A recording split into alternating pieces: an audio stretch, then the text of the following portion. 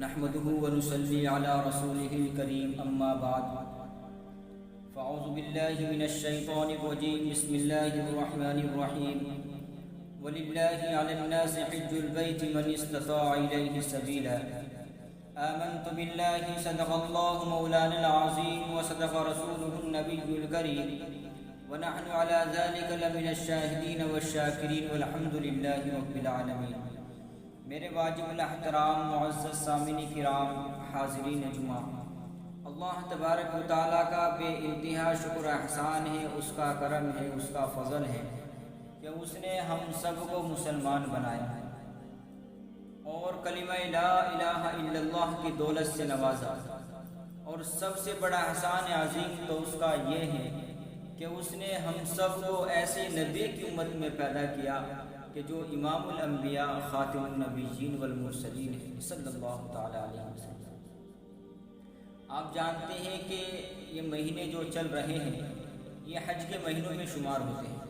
اللہ تبارک و تعالیٰ کے یہاں شوال، ذی القعدہ، ذی الحجہ کے 10 دن حج کے مہینوں میں شمار ہوتے ہیں، اور شوال کا مہینہ اپنی ایک الگ شان رکھتا ہے، ذی القعدہ اپنی ایک الگ شان رکھتا ہے، ذی الحجہ اپنی ایک الگ شان رکھتا ہے۔ تو گویا کہ یہ مہینے بھی عبادت کے چل رہے ہیں۔ ہم کیا کہتے ہیں کہ بس رمضان کا مہینہ ہی ایسا ہے کہ جو عبادت کا مہینہ ہے، ایسا نہیں ہے، بلکہ رمضان تو ہے ہی۔ رمضان تو تمام مہینوں کا سردار ہے۔ اللہ کے نبی صلی اللہ علیہ وسلم نے کیا فرمایا؟ یہ فرمایا سید الشہور رمضان، کہ تمام مہینوں کا سردار کیا ہے؟ وہ رمضان ہے۔ لیکن شوال یہ بھی عبادت کا مہینہ ہے، ذی القعدہ یہ بھی عبادت کا مہینہ ہے۔ اور میں کچھ باتیں حج کے متعلق بیان کروں گا۔ حج میں ہم سب سے پہلے کیا کرتے ہیں؟ احرام باندھتے ہیں۔ احرام باندھنے کا مطلب کیا ہوتا ہے؟ احرام باندھنے کا مطلب یہ نہیں کہ ہم یہ بغیر سلا ہوا کپڑا پہن لیا اور ہو گیا احرام، نہیں۔ احرام کا مطلب یہ ہوتا ہے کہ جو چیز ہم پر پہلے حلال تھی، احرام باندھنے کے بعد وہ چیز ہم پر کیا ہوتی ہے؟ حرام ہو جاتی ہے، ناجائز ہو جاتی ہے۔ کہ جب ایک انسان حج یا عمرے کی نیت کر کے تلبیہ پڑھ لیتا ہے تو تلبیہ پڑھنے کے بعد جو چیز پہلے حلال تھی، جو چیز پہلے جائز تھی، تلبیہ پڑھنے کے بعد وہ چیز پہلے حلال والی وہ چیز حرام ہو جاتی ہے، ناجائز ہو جاتی ہے۔ مثال کے طور پر خوشبو لگانا، سلے ہوئے کپڑے پہننا، ناخن کاٹنا، بال کاٹنا، اپنی بیوی سے جائز خواہش پوری کرنا، یہ ساری چیزیں کیا ہو جاتی ہیں بھائی؟ یہ ساری چیزیں حرام ہو جاتی ہیں۔ اور پھر اس کے بعد ہم تلبیہ کیا پڑھتے ہیں؟ تلبیہ پڑھتے ہیں لبیک اللہم لبیک لبیک لا شریک لک لبیک ان الحمد والنعمت لک والملک لا شریک لک۔ اس میں ایک بندہ یہ کہتا ہے کہ اے الہ العالمین، یا رب العالمین، میں بار بار حاضر ہوں، اے مولا کریم میں حاضر ہوں، میں تیرے دربار میں حاضر ہوں۔ اصل اللہ تبارک و تعالی حج،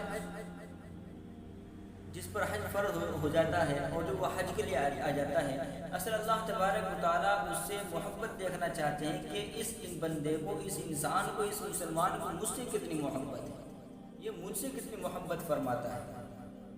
آپ جانتے ہیں کہ عبادت 3 طرح کی ہوتی ہے۔ عبادت کی 3 قسمیں ہوتی ہیں۔ ایک عبادت کا تعلق انسان کے بدن سے ہوتا ہے، اور ایک عبادت کا تعلق انسان کے مال سے ہوتا ہے، اور ایک عبادت کا تعلق انسان کے بدن سے بھی ہوتا ہے، انسان کے مال سے بھی ہوتا ہے۔ جس عبادت کا تعلق انسان کے بدن سے ہے وہ کون سی عبادت ہے؟ وہ ہے نماز۔ اور جس عبادت کا تعلق انسان کے بدن سے نہیں بلکہ انسان کے مال سے ہے وہ کون سی عبادت ہے؟ وہ عبادت ہے زکوٰۃ۔ اور جس عبادت کا تعلق انسان کے بدن سے بھی ہے اور انسان کے مال سے بھی ہے، اور وہ کون سی عبادت ہے؟ وہ عبادت ہے حج۔ کہ حج میں ایک انسان اپنا مال بھی خرچ کر رہا ہے اور اپنی جان بھی خرچ کر رہا ہے۔ تو اس لیے حج پر جانے والے حضرات سے گزارش ہے، اور بڑے ہی مؤدبانہ گزارش ہے کہ جب ہم اتنا پیسہ خرچ کر رہے ہیں تو ہم حج کے ارکان کو سیکھیں۔ ہم حج کو سیکھیں کہ ہمیں حج کیسے کرنا ہے۔ ہم نے احرام باندھ لیا، احرام باندھنے کے بعد ہم کیا کرتے ہیں؟ ہم اس کے بعد دیکھیے، ہم 8 ذی الحجہ سے یہ حکم ہوتا ہے، اللہ تبارک و تعالیٰ کا حکم یہ ہوتا ہے کہ اب مسجد حرام کو چھوڑ دو، اب مسجد حرام کو چھوڑ دو۔ کیا کہا جا رہا ہے کہ اب مسجد حرام کو چھوڑ دو، تو گویا کہ اللہ تبارک و تعالیٰ یہ بتلانا چاہتے ہیں کہ اصل چیز عبادت میں نہیں رکھی، اصل جو چیز ہے، اصل جو محبت ہے، اصل جو عظمت ہے وہ میرے حکم میں رکھی ہے۔ جب تک میرا حکم یہ تھا کہ مسجد حرام میں رہو، مسجد حرام میں رہو، 1,00,000 نمازوں کا ثواب لیتے رہو، 1,00,000 نمازوں کا ثواب لیتے رہو۔ اب جب میرا حکم یہ آ گیا کہ اب تمہیں مسجد حرام میں نہیں رہنا، کہ جب 8 ذی الحجہ آ جاتی ہے تو 8 ذی الحجہ میں مسجد حرام کو چھوڑ کر کہاں جانا ہے؟ مینا میں جانا ہے، اور مینا میں جا کر 5 نماز ادا کرنی ہے۔ مینا میں جا کر 5 نماز ادا کرنی ہے۔ 8 ذی الحجہ کو حکم یہ ہوتا ہے کہ مسجد حرام کو چھوڑ کر مینا میں چلے جاؤ اور مینا میں 5 نماز ادا کرو۔ تو دیکھیے، اگر عقل دیکھیے، عقل کیا کہے گی؟ عقل نے کیا، مسجد حرام میں ہم رہ رہے تھے، مسجد حرام میں ہم 1,00,000 نمازوں کا ثواب مل رہا تھا، لیکن اب اللہ تبارک و تعالیٰ نے یہ حکم دے دیا کہ مسجد حرام کو چھوڑ دو۔ تو اللہ تبارک و تعالیٰ اصل یہ دیکھنا چاہتے ہیں کہ اصل جو چیز ہے وہ میرا حکم ہے، میری اتباع ہے، میرے نقش قدم پر ہے، کہ اصل اگر تم میرے حکم کو مانو گے، میرے حکم پر زندگی گزارو گے، تو اللہ تبارک و تعالیٰ تمہیں دنیا اور آخرت کے اندر چمکا دیں گے۔ دنیا اور آخرت کے اندر کیا کریں گے بھائی؟ چمکا دیں گے۔ اور پھر اس کے بعد حکم یہ ہوتا ہے کہ جب تم مینا کے اندر 5 نماز ادا کر لو، تو 5 نمازیں ادا کرنے کے بعد کہاں جانا ہے؟ میدان عرفات میں جانا ہے۔ میدان عرفات میں جانا ہے، ایسا میدان کہ جہاں چٹل میدان ہے، جہاں آپ کو کوئی خیمہ بھی نظر نہیں آئے، جہاں آپ کو خیمہ نظر نہیں آئے گا۔ اب وہاں جانا ہے، اور وہاں جا کر کتنی نماز ادا کرنی ہے؟ وہاں جا کر 2 نماز ادا کرنی ہے، ظہر کی اور عصر کی۔ مینا میں گئے، مینا میں 5 نمازیں آپ نے پڑھی، پھر مینا میں 5 نمازیں پڑھنے کے بعد کہاں چلے گئے؟ میدان عرفات میں چلے گئے، اور میدان عرفات میں 2 نمازیں آپ نے پڑھی، عصر کی اور ظہر کی۔ عصر کی اور ظہر کی نماز پڑھ لی آپ نے۔ اب اس کے بعد حکم یہ ہوتا ہے کہ اب میدان عرفات کو چھوڑ کر کہاں جانا ہے؟ مزدلفہ جانا ہے۔ مزدلفہ جانا ہے، اور مزدلفہ اس میدان میں جا کر آپ کو کیا کرنا ہے؟ مزدلفہ میں جا کر آپ کو مغرب اور عشاء کی نماز اکٹھے پڑھنی ہے، یعنی مغرب کو عشاء کے ساتھ ملا کر پڑھنی ہے، مغرب کو عشاء کی نماز کے ساتھ ملا کر پڑھنی ہے۔ تو حکم یہ ہوا، اور پھر حکم یہ ہوتا ہے کہ اب مزدلفہ بھی چھوڑ دو۔ اب مزدلفہ چھوڑ کر پھر دوبارہ کہاں آنا ہے؟ پھر دوبارہ مینا کے اندر آ جاؤ، اور مینا کے اندر 3 دن گزارو، اور 3 دن کے اندر آپ کو کیا کرنا ہے؟ وہاں آپ کو جمرات کی رمی کرنی ہے، یعنی وہاں آپ کو شیطان کو 7 کنکریاں مارنی ہے، 7 کنکریاں مارنی ہے۔ تو اصل دیکھیے اللہ تبارک و تعالیٰ کیا دکھانا چاہتے ہیں کہ انسان، یہ تو عقل میں آنے والی بات نہیں آ رہی، ہم ان شیطان کو پتھر مار رہے، کنکریاں مار رہے، تو ہمیں کیا فائدہ ہو رہا ہے؟ ہمیں ظاہری صورت میں کوئی فائدہ تو نظر نہیں آ رہا ہے، لیکن حکم کس کا ہے؟ حکم کسی انسان، کسی بشر کا نہیں ہے، حکم اس کا ہے کہ جس نے مجھے اور آپ کو پیدا کیا، کہ جس نے اس زمین و آسمان کو پیدا کیا، کہ جس نے اس تمام کائنات کو پیدا کیا، تمام کائنات کو بنایا۔ اس کا حکم یہ ہے کہ تم اس پتھر کو، اس ستون کو 7 کنکریاں مارو۔ یہ 3 شیطان، ایک چھوٹا ہے، ایک بڑا ہے، ایک متوسط درجے کا ہے، تو اس شیطان کو آپ کو 3 کنکریاں مارنی ہے۔ تو عزیز ساتھیوں، بزرگوں، یہ ارکان ہیں، اور حج کا جو ارکان ہے وہ اسلام کو چوتھا رکن ہے، وہ اسلام کا چوتھا رکن ہے۔ اس لیے جو آیت میں نے ابھی پڑھی ہے، اس آیت میں اللہ تبارک و تعالیٰ نے یہ فرمایا کہ وَلِلَّهِ عَلَى النَّاسِ حِجُّ الْبَيْتِ مَنِ اسْتَطَاعَ إِلَيْهِ سَبِيلًا، کہ لوگوں پر، کہ اللہ کے لیے لوگوں پر حج فرض ہے، اور ان لوگوں پر حج فرض ہے کہ جن کے پاس اللہ تبارک و تعالیٰ نے، جن کو اللہ تعالیٰ نے مال دیا ہے، وہ مال کی استطاعت رکھتے ہیں، وہ طاقت رکھتے ہیں۔ اگر کوئی شخص، جس آدمی پر اتنا مال ہے کہ وہ وہاں جانے کی طاقت رکھتا ہے، اور وہ نہیں جا رہا ہے، تو اللہ کے رسول صلی اللہ علیہ وسلم نے اس آدمی کے لیے بیان فرمایا کہ باوجود استطاعت اور طاقت رکھنے کے باوجود وہ آدمی حج نہیں کر رہا ہے، تو اللہ کے نبی صلی اللہ علیہ وسلم نے فرما دیا کہ ہمیں اس کی کوئی پرواہ نہیں ہے، چاہے وہ یہودی ہو کر مرے، چاہے وہ نصرانی ہو کر مرے۔ تو اس لیے بھائیوں، بزرگوں، دوستوں، جن لوگوں پر حج فرض ہو گیا ہے وہ ٹال مٹول نہ کرے، زندگی کوئی بھروسہ نہیں ہے، جن لوگوں پر حج فرض ہو گیا ہے ان کو چاہیے کہ وہ ٹال مٹول نہ کرے، وہ یہ نہ سمجھے کہ اگر میں حج کروں گا تو میرا روپیہ پیسہ خرچ ہو جائے گا، میرے گھر کے اندر غربت آ جائے گی، میرے گھر کے اندر مفلسی آ جائے گی۔ تو ان لوگوں کو چاہیے کہ اس حج کے فرض ہونے میں، جو حج فرض ہو گیا تو ٹال مٹول مت کیجیے، تو حج کر لیجیے۔ اللہ تبارک و تعالیٰ کا حکم ہے کہ حج کر لیجیے، اور حج کرنے سے، اور حج کی حکمت بتاؤ کیا ہے؟ حج کی ایک حکمت، ایک فائدہ یہ ہے کہ جب ایک انسان حج کرتا ہے، ایک مسلمان حج کرتا ہے، تو اللہ تبارک و تعالیٰ اس حج کی برکت سے اس انسان کے مال کے اندر برکت عطا فرما دیتے ہیں۔ جب انسان کوئی حج ادا کرتا ہے تو حج کرنے کی وجہ سے حج کا ایک فائدہ، ایک بہت بڑا فائدہ یہ ہے کہ حج کرنے سے انسان کے مال کے اندر برکتیں پیدا ہو جاتی ہے، انسان کے رزق کے اندر برکتیں پیدا ہو جاتی ہے، وہ انسان غریب نہیں ہوتا۔ آپ پوری دنیا کا سروے کر لیجئے کہ کسی مسلمان نے حج ادا کر لیا اور وہ غربت، اس پر غریبی آ گئی، اس پر مفلسی آ گئی، نہیں، ایسا نہیں ہوا، اس پر مفلسی نہیں آئی، اس پر غربت نہیں آئی۔ اللہ تبارک و تعالیٰ کا اور اللہ کے نبی صلی اللہ علیہ وسلم کا فرمان یہ ہے کہ ہم تو اس کے اندر برکتیں پیدا فرما دیتے ہیں، اس کے رزق کے اندر اتنی برکتیں پیدا فرما دیتے ہیں کہ وہ سوچ اور اس کے ذہن کے اندر اس کو گمان بھی پیدا نہیں ہوتا۔ تو اس لیے اپنے ذہنوں کے اندر یہ خیالات کو نکال لیجیے۔ آج کل ہم لوگوں نے اپنے اوپر بہت ساری پابندیاں لگا لی ہیں کہ جی حج ہم تب کریں گے جب ہمارے مکان بن جائیں گے، ہماری بیٹیوں کی شادی ہو جائے گی، ہمارے لڑکوں کی شادیاں ہو جائیں گی، تب جا کر ہم حج ادا کریں گے۔ یہ باتیں بے اصل ہے، بے بنیادی، ان کا قرآن میں اور حدیث میں کوئی ثبوت نہیں ملتا۔ یہ ساری چیزیں بے اصل، بے بنیاد ہیں۔ جب اللہ تبارک و تعالیٰ نے تم کو مال دے دیا ہے اور تم وہاں جانے کی طاقت رکھ رہے ہو تو اس میں ٹال مٹول مت کیجیے، بلکہ اس کام کو آپ کر لیجیے۔ نہ معلوم یہ زندگی کب ہم اس دنیا کو چھوڑ کر چلے جائیں، اس زندگی کا کوئی بھروسہ نہیں ہے۔ یہ زندگی ختم ہونے والی ہے اور ہماری زندگی برف کی سللی کی طرح پگھلتی جا رہی ہے، لیکن ہمیں احساس نہیں ہو رہا ہے کہ ہاں ہماری زندگی ختم ہوتی جا رہی ہے، بلکہ انسان کی جیسے وہ انسان قبر کی طرف اور بڑھاپے کی طرف پہنچ رہا ہے، اس انسان کی اتنی ہی لالچ اور خواہشات بڑھتی جا رہی ہے۔ نہ معلوم اس انسان کا، آج مسلمان کا احساس ختم ہو چکا ہے، احساس کا مادہ بالکل ختم ہو چکا ہے، اس کو آخرت کی فکر نہیں، موت یاد نہیں کہ موت آنے والی ہے۔ کل نفس ذائقۃ الموت، کے ہر نفس کو موت کا مزہ چکھنا ہے، ہر چیز ختم ہونے والی ہے۔ کل من علیہا فان ویبقى وجہ ربک ذو الجلال والاکرام فبأی آلاء ربکما تکذبان، کہ ہر چیز ختم ہونے والی ہے، ہر چیز فنا ہونے والی ہے، صرف اور صرف اللہ تبارک و تعالیٰ کی ذات باقی رہنے والی ہے۔ اس لیے میرے بھائیوں، بزرگوں، دوستوں، جب آپ پر حج فرض ہو گیا ہے تو آپ ٹال مٹول مت کیجیے، بلکہ حج ادا کر لیجیے۔ حج سے کیا ہوتا ہے؟ حج سے ایک انسان جب حج ادا کرتا ہے تو حج سے ایک محبت کا اظہار ہوتا ہے۔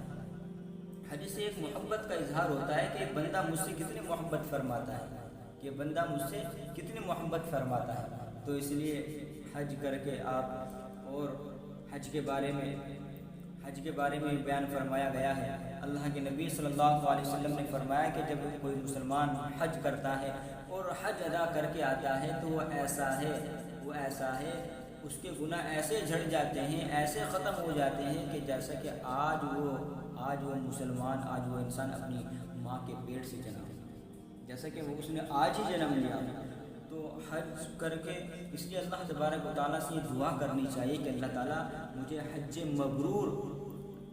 مبرور کا ثواب عطا فرمائے، مجھے حج مبرور کا ثواب عطا فرمائے۔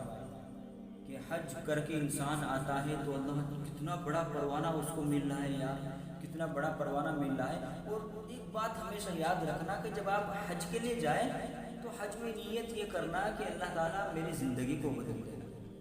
میں جس طرح اپنے دنیاوی کاروبار کے اندر جھوٹ بولتا تھا، غیبت کرتا تھا، برائی کرتا تھا، اور بیٹیوں کی شادیوں کے اندر ناجائز خرافات خیر نہیں تھی، اے مولا کریم یا اللہ، میں ان تمام چیزوں کو ختم کروں گا، میں برائی کو ختم کروں گا، میں غیبت کو ختم کروں گا۔ اپنے آپ کو بدلنا ہے، اپنے دل کو بدلنا ہے، اپنے سوچ کو بدلنا ہے، چاہے کچھ بھی ہو جائے، ہماری جان چلی جائے، ہمارے اعزاء اقربا رشتہ دار ہم پر کتنے ہی ظلم و ستم ڈھانے لگے، ہم سے ناراض ہو جائے، لیکن پیارے حبیب محمد مصطفیٰ صلی اللہ علیہ وسلم کی سنت نہ چھوڑے۔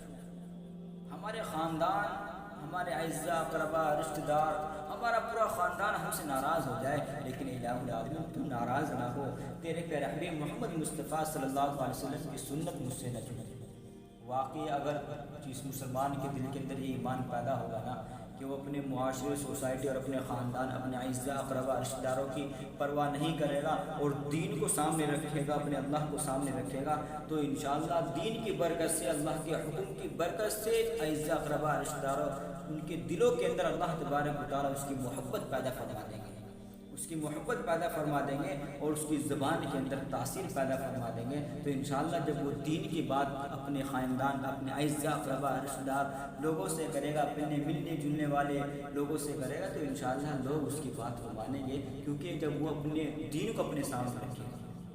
تو ہمیشہ اس بات کو یاد رکھنا کہ ہمیں اپنے دین کو سامنے رکھنا ہے، اور جن لوگوں پر حج فرض ہو گیا وہ ان کو چاہیے کہ وہ حج ادا کریں۔ اور ایک مسئلہ میں بتا کر اپنی بات ختم کر رہا ہوں کہ آج کل ہمارے معاشرے، سوسائٹی کے اندر یہ رواج پا چکا ہے، ہمارے بہت سارے نوجوان ہیں وہ یہ کہتے ہیں کہ جی سب سے پہلے ہم اپنے والدین کو حج کرائیں گے، پھر جا کر ہم حج کریں گے۔ یہ بھی اصل بے بنیاد ہے، بے بنیاد ہے۔ اگر نوجوان لڑکوں پر حج فرض ہو گیا ہے تو وہ حج ادا کریں، پھر والدین کی فکر نہ کریں، والدین کی فکر نہ کریں کہ پہلے والدین کو کرائیں گے پھر ہم کریں گے۔ ایسا نہیں ہے۔ اگر اللہ تعالیٰ نے آپ کو استطاعت اور طاقت دی ہے، آپ کما رہے ہو، آپ بزنس کر رہے ہو، تجارت کر رہے ہو، آپ دنیاوی کاروبار کے اندر اپنا روپیہ پیسہ خرچ کر رہے ہو، تو پھر جب آپ پر حج واجب ہو چکا ہے، حج فرض ہو چکا ہے، آپ وہاں جانے کی طاقت رکھتے ہو، استطاعت رکھتے ہو، تو آپ کو چاہیے کہ آپ حج ادا کریں۔ اور دوسری بات یہ ہے کہ آج کل ہمارے مسلم نوجوانوں کے اندر یہ بات بھی پیدا ہو رہی ہے، نہ معلوم باتیں، پروپیگنڈا کہاں سے کہاں پھیلتا جا رہا ہے کہ ہمارے مسلم نوجوان یہ کہتے ہیں کہ جی حج ہم تب کریں گے جب ہمارے پاس بڑھاپا آ جائے گا۔ حج تو بوڑھے لوگوں کا کام ہے کہ جن لوگوں پر بڑھاپا آ جاتا ہے وہ حج ادا کرتے ہیں۔ ابھی تو ہم ینگ ہیں، ابھی تو ہمارے اوپر جوانی ہے، ابھی تو ہم بڑے عیش و عشرت میں زندگی گزارنے والے ہیں، ابھی تو ہم انجوائے کرنے والے ہیں، ابھی ہم پر حج فرض کہاں ہوا ہے، ابھی ہم پر حج نماز کہاں فرض ہوئی ہے، ابھی تو ہماری گھومنے پھرنے کی عمر ہے۔ یاد رکھو مسلم نوجوانوں، موت کا کوئی وقت متعین نہیں ہوتا۔ یاد رکھو مسلم نوجوانوں، وقت کا کوئی وقت متعین نہیں ہے، موت کبھی بھی آ سکتی ہے اور آپ کو اس دنیا کو چھوڑ کر جانا ہے۔ اس لیے موت کو سمجھو کہ موت میری آنے والی ہے۔ اللہ کے نبی صلی اللہ علیہ وسلم نے فرمایا کہ جب تو صبح کر لے تو شام کا انتظار نہ کر، اور جب تو شام کر لے تو صبح کا انتظار نہ کر۔ تو اس لیے یہ ساری چیزیں ہمیں یاد رکھنے کی ہے، اللہ تعالیٰ سے دعا کرنی ہے کہ اللہ تعالیٰ ہم سب کو اللہ کے احکام کے مطابق زندگی گزارنے کی توفیق نصیب فرمائے۔ اور جو لوگ حج پر جا رہے ہیں ان سے بھی میری دعا کی درخواست ہے کہ میرے لیے بھی دعا کرنا کہ اللہ تعالیٰ میری زندگی کو بدل دے، اللہ تعالیٰ مجھے بھی اتنی طاقت، اتنی استطاعت دے دے کہ میں بھی وہاں جا سکوں اور اس فرض پر میں بھی ادا کر سکوں۔ دعا کرنا کہ اللہ تعالیٰ مجھے بھی اتنا مال دے دے، مجھے بھی اتنی استطاعت، اتنی طاقت دے دے کہ میں تیرے گھر کو دیکھ سکوں، میں تیری زیارت کر سکوں، میں حج ادا کر سکوں۔ تو دعا کرنی ہے۔ اور جو لوگ حج پر جا رہے ہیں، پھر کہہ رہا ہوں کہ اپنی زندگی کو بدلنا، یہ سوچ کر جانا ہے کہ مجھے وہاں سے خالی ہاتھ نہیں لوٹنا، مجھے کچھ لے کر آنا ہے۔ جو لوگ حج پر جا رہے ہیں ان سے میری درخواست ہے، مؤدبانہ درخواست ہے کہ جب وہاں جا رہے ہیں تو خالی ہاتھ لوٹ کر مت جانا، بلکہ سوچنا کہ مجھے کچھ لے کر آنا ہے، اور لے کر کیا آئیں گے؟ اپنی زندگی کو بدل کر آنا ہے۔ اگر آپ داڑھی نہیں رکھتے، آپ اس طرح لگواتے ہیں، تو دعا کرنا اور کوشش کرنا، فکر کرنا، نیت کرنا کہ الہ العالمین میں انشاءاللہ حج پر آنے کے بعد، بلکہ ابھی سے نیت کرنا کہ انشاءاللہ میں حج پر جا رہا ہوں، میں پیارے حبیب محمد مصطفیٰ صلی اللہ علیہ وسلم کے روضہ اقدس پر بھی جاؤں گا، مکہ مدینے کے اندر بھی جاؤں گا، تو انشاءاللہ مجھے اپنے چہرے کو سنت نبوی صلی اللہ علیہ وسلم کے مطابق کرنا ہے۔ تو بھائی کیا جاتا ہے، تو انشاءاللہ بڑھا لیجیے، اللہ کے نبی کے لیے بڑھا لیجیے، اللہ تعالیٰ کے لیے بڑھا لیجیے بھائی، تو اللہ تعالیٰ بھی آپ سے خوش ہوں گے، اللہ کے نبی صلی اللہ علیہ وسلم بھی خوش ہوں گے کہ دیکھو میرا بندہ مجھ سے کتنی محبت کرتا ہے، اس نے دنیا کی پرواہ نہیں کی، اس نے بہن بیٹوں کی پرواہ نہیں کی، بلکہ اس نے میری پرواہ کی، مجھ سے کتنی محبت کرتا ہے۔ اور اللہ تبارک و تعالیٰ بھی فرمائیں گے دیکھو یہ میرا بندہ ہے، میرے پیارے حبیب محمد مصطفیٰ سے کتنی محبت پیدا فرماتا ہے۔ تو اس لیے بھائی اس داڑھی کو بڑھاؤ، تو انشاءاللہ کیا جاتا ہے یار داڑھی بڑھانے میں، بڑھا لو تو اپنی زندگی کو بدلنا ہے۔ اللہ تعالیٰ سے دعا کریں گے اللہ تعالیٰ ہم سب ان باتوں پر عمل کرنے کی توفیق نصیب فرمائے۔